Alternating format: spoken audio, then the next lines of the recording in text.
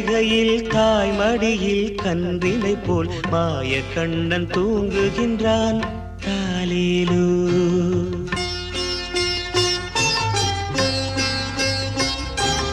ஆயர்பாடி மாளிகையில் தாய்மடியில் கன்றினை போல் மாய கண்ணன் தூங்குகின்றான் தாலேலோ.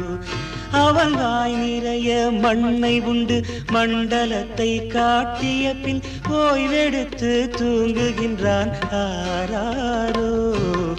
ஓய்வெடுத்து தூங்குகின்றான் ஆராரோ.